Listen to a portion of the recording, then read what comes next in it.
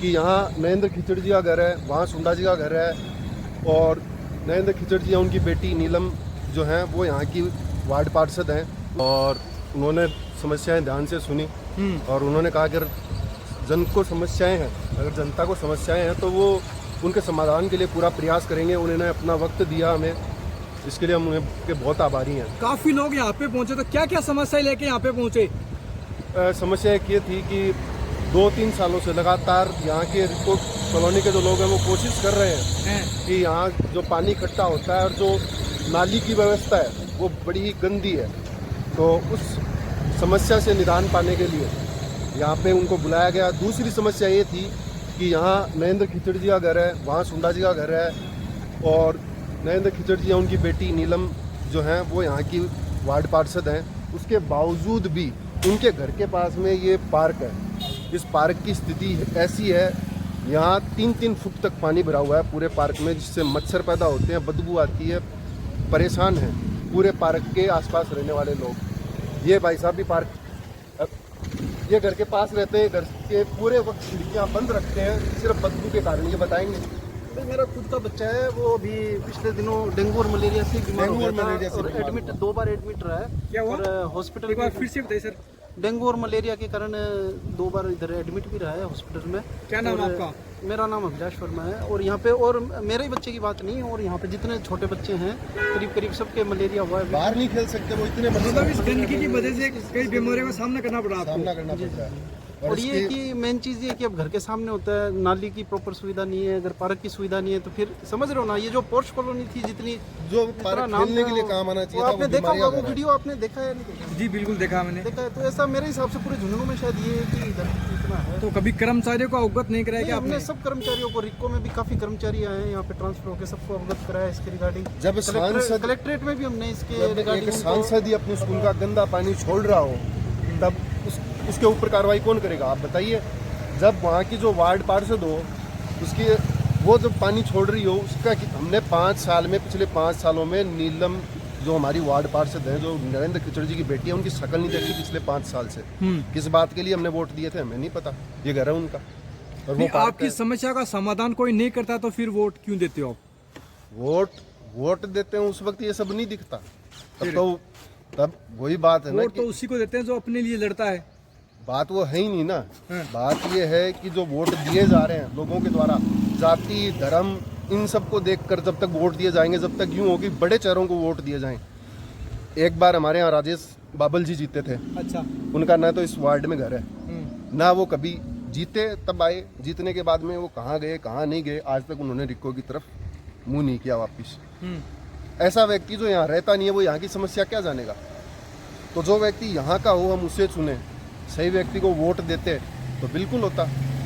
हम चुन ही ऐसे व्यक्ति को लेते हैं जिस तक हमारी पहुँच ही नहीं है। मतलब आपका क्या कहना कि बड़ी जाति का जो व्यक्ति होता है वो जीतता है, ये कहना चाहते हो आप? जातिवाद है, जो जाति मेजोरिटी में होती है वो जीतना चाहती है, और वो जातिवाद इसीलिए है ना।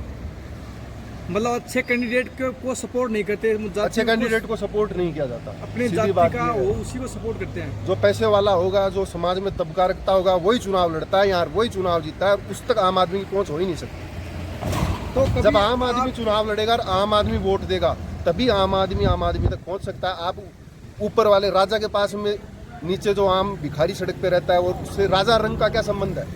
और यहाँ तो राजा बन रहा है। तो यहाँ का विधायक, यहाँ का एमएलए आपके पास पहुँचा नहीं कभी? अडुका में विजेंद्र जी आज सांसद हैं, उससे पहले एमएलए थे। अडुका में लोग, आप कह रहे हो नहर लाएंगे, उनके पिताजी कहा करते थे।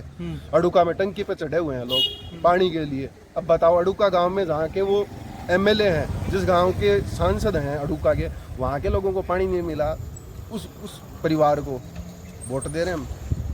तो अब क्या लगता है, कोई पानी लेके आ सकता है क्या झुंझुनू में? देखिए, एक चीज़ होती है टोपोग्राफी, हम पढ़ते हैं, जो ज़मीन जिस तरह की होती है उसी हिसाब से हमें संसाधन जुटाने चाहिए, उसी हिसाब से सोचना चाहिए। आप रेगिस्तान में बर्फ़ के पहाड़ बनाना चाहो तो वो पॉसिबल नहीं है। रेगिस्तान जिस में जो प्रयोग हो सकते हैं वैज्ञानिक तौर पे, जैसे एक उदाहरण दूंगा, अमेरिका में एक लॉस वेगास करके रेगिस्तान हुआ करता था। वो लोग जानते थे यहाँ खेती नहीं हो सकती, तो उन्होंने उसे क्या बनाया? उन्होंने उसे व्यापार का केंद्र बनाया, और आज लॉस वेगास फेमस है। आज लॉस वेगास फेमस है, दूर दूर से हस्तियाँ वहाँ जाती हैं, वहाँ टॉप क्लास होटल्स हैं, बाजार हैं, शेयर मार्केट है, वो सब उन चीज़ों के लिए चलता है। दुबई खेती के लिए ज़्यादा प्रसिद्ध है क्या? उनके पास तेल है तो वो तेल से व्यापार कर रहे हैं। वही चीज़ है कि हमारा जैसा संसाधन है झुंझुनू का, उसी हिसाब से हमें झुंझुनू को डेवलप करना होगा। तो मूलभूत समस्या है पानी, बिजली, अगर वो ही नहीं मिले तो व्यक्ति आगे कैसे बढ़ेगा? देखो, मूलभूत सुविधाओं की आप बात कर रहे हो, मूलभूत सुविधाएं कहाँ नहीं है, पूरी कहानी है झुंझुनू में किस चीज़ की कमी है। पानी की, इन सब चीज़ों की, खेती के लिए मैं कमी मान सकता हूँ, पर बेसिक जीवन में, आम जिंदगी में पानी की ऐसी कोई कमी है नहीं। आज भी झुंझुनू में कई गांव में आपको ऐसे देखने को मिल जाएंगे जहाँ पर पानी की पीने के लिए भी समस्या है। वो इसीलिए है क्योंकि मैनेजमेंट हो ही नहीं पाता, क्योंकि वहाँ के लोग, जब आप यहाँ देखें ना, घर के पास में पार्क है, ये दिख नहीं रहा क्या? यहाँ समस्या है, जी। एक्शन नहीं हो रहा ना। यही गांव में स्थिति है, पानी उनको उपलब्ध कराया जा सकता है पर कोई एक्शन नहीं ले रहा। बात यह है, एक्शन नहीं लिए जा रहे। उसको इलाज हो सकता था अस्पताल में, बुढ़ा जी ने जैसा कहा, एक्शन नहीं लिया गया, डॉक्टर ही नहीं है। तो जब वहाँ पे कुएँ खुदवाएगी ही नहीं सरकार, तो पानी अपने आप तो ज़मीन से बाहर आएगा नहीं। तो अगर सरकार जगह जगह कुएँ बनवाए, जब पहले सरकार हुआ करती थी, ट्यूबवेल उस वक्त हैंडपम्प खुदवाए जाते थे, जनसंख्या को देखते हुए हैंडपम्प 2 हो जाते थे। वही बात है ना, जिस हिसाब से जितनी जनसंख्या उतने कुएँ खुदेंगे, उतने कनेक्शन होंगे। आप एक बात बताइए, झुंझुनू में सब जगह लाइनें बिछी हुई है पानी की, गांव में नहीं बिछती। गांव में सबको सरपंच के द्वारा ट्यूबवेल का, हमारे गांव में, मेरे घर में जैसे सिस्टम है, हमारा एक ट्यूबवेल है, उस ट्यूबवेल से आसपास के 50 घर हैं वो पानी पीते हैं। दूसरी ढाणी में 50 घर हैं, उनके वहाँ भी ट्यूबवेल है। अब वो ट्यूबवेल भाई हमारे गाँव में कुछ लोग संपन्न हैं, उन्होंने मिलकर खुदवा ली पैसे मिला के। तो यही सिस्टम है, वही काम सरकार कर दे। अब क्या राजेंद्र सिंह हुड्डा झुंझुनू में आते हैं तो क्या बदलाव लेके आएंगे? ये तो वही बता सकते हैं। नहीं, आपको क्या लगता है कि पर देख रहे हैं कि अब भी जो मतलब विधायक बनने से पहले लोगों की समस्या का समाधान कर रहे हैं, तो क्या बनने के बाद भी आपको कुछ देखने को मिलेगा? इसीलिए हम उनके साथ हैं। वो राजनीति के लिए ये सब नहीं कर रहे हैं। मैं जब राजेंद्र हुड्डा जी चुनाव लड़ते हैं तो मैं एक बात कहता हूँ कि वो इसलिए चुनाव लड़े, हारे जीते, इससे कोई मतलब नहीं है, पर वो झुंझुनू की जनता में वो जागरण ला रहे हैं कि काम होता कैसे और होना कैसे चाहिए। वो जो जागरण है ना, राजनीतिक जागरण जो हो रहा है कि बस वोट देना है और दे दिया, हर किसी को दे दिया, फिर 5 साल सो जाते हैं, फिर 3 महीने जग जाते हैं जो वोट देना होता है, वो नहीं। काम 5 साल कैसे करवाना है, वो राजनीति आज झुंझुनू को सिखाई जा रही है राजेंद्र हुड्डा जी के द्वारा। ये मैं बड़ा बात मानता हूँ। अब खेतान में कभी कुछ ऐसा होगा तो लोग जानेंगे कि हमें क्या करना है। हमारे बच्चे के साथ नहीं हुआ है, हमें क्या करना है, उनको तरीका मालूम चल गया है कि ये करना है। आपने देखा कि कर्मचारियों की नींद उड़ा दी। अभी देखा ना, यही तो हो रहा था अब तक कि हम ये सोचते थे कि हमारे पास में क्या है करने के लिए। हम अपने घर, लाइट चली गई, घर सोते रहते थे, आएगी तब आएगी। तो यही हुआ कि अभी जो लाइट जैसे जाती है और वो जो मरा, जो एक्शन लिया, तो अब आगे से ऐसा कुछ भी होता है तो प्रशासन 10 बार सोचेगा कि कहीं कोई उपद्रव ना हो जाए। यही चीज़ है, गधा मरा, बात गधे की नहीं है। बात यह है कि अब जनता जानती है कि कहीं कोई कमी होती है तो हम उसके खिलाफ प्रदर्शन कर सकते हैं और अपना हक ले सकते हैं। ये चीज़ बड़ी है। मतलब अपना हक याद दिलाया, अपना हक याद दिलाया, हमारे हक के लिए खड़ा होना सिखाया जनता को। हमारे इससे पहले कभी जनता खड़ी होती थी अपने हक के लिए। हमारे वोट में ताकत नहीं है, हमारे संगठन में भी ताकत है, हमारी एकता में भी ताकत है। हम इस एकता के साथ में समाज को सुधार सकते हैं, हम एक होकर के किसी एक को न्याय दिला सकते हैं। ये सिखाया है राजेंद्र हुड्डा जी ने आकर के यहाँ। अगर आप अकेले भिड़ोगे जाके प्रशासन से, वहाँ सुनवाई नहीं है, पर अगर 100 जने वहाँ जाएं, पीड़ा एक किस दूर होगी, पर 100 को एक होना पड़ेगा उस एक की पीड़ा के लिए, क्योंकि समस्या किसी को भी हो सकती है समाज में। अब राजेंद्र सिंह हुड्डा आगे आया तो उसके पीछे सब आए। अगर कोई नॉर्मल व्यक्ति आगे तो क्या उसके पीछे भी कोई व्यक्ति आ सकते हैं क्या? ये बताइए आप।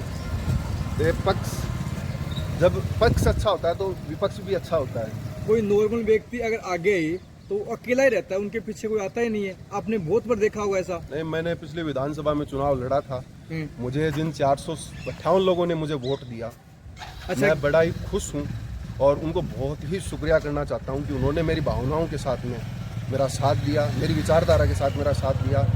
उन 458 वोटों का मैं सम्मान करता हूँ, इज्जत करता हूँ उन 458 वोटों की। बात यह नहीं है कि मुझे कितने वोट मिले, बात यह है कि ऐसा नहीं है कि साथ नहीं दिया जाता जब एक आम आदमी चुनाव लड़ता है। बात यह है कि वो कितना पहुँच पाता है या वो कितनी देर तक टिका रहता है। बात यह है कि वो टिका रहेगा कि नहीं, उसको खुद पे विश्वास है कि नहीं कि मैं कुछ अच्छा कर रहा हूँ। अगर आपको विश्वास है, आप अच्छा कर रहे हो, आप समाज के लिए कुछ करना चाहते हो, आप चुनाव लड़ो। ज़रूरी थोड़ी है जीत हार जरूरी नहीं है। जरूरी है कि आप काम करते रहो। अगर आप सामाजिक काम करना चाहते हो कीजिए। तो राजनीति एक सामाजिक कृत्य है, ये एक सामाजिक कर्म है। जो आदमी ये सामाजिक कर्म करना चाहता है वो राजनीति करता है। तो अभिमन्यु जी, इस वीडियो के माध्यम से आप झुंझुनू की जनता को क्या संदेश देना चाहोगे? मैं तो ये कहूँगा, अपने वोट की कीमत समझिए। ये समझिए जिसको दे रहे हैं वोट, उससे आपको क्या मिलेगा। अब 5 साल क्या मिलेगा? एक बार को पैसे मिल जाते हैं, किसी को दारू मिल जाती है, किसी को अच्छा लगता है कि एक फॉर्चूनर से उतर के एक आदमी मेरी झोपड़ी में घुसा है, किसी को ये अच्छा लगता है। तो एक बार इन बड़े तमगोर बड़े बादलों की तरफ न देखें, ये हवा है। सिर्फ ये चुने कि हमें हमारा चरित्र कैसा है, हम जिसको चुने उसका चरित्र वैसा है क्या। बस यही वोट देने का तरीका है। अगर जिससे हमारा चरित्र मेल खाता है, जिससे हमारी विचारधारा मिलती है और जो हमें सुनेगा अगले 5 साल, उसको वोट दें। मेरा तो यही कहना है।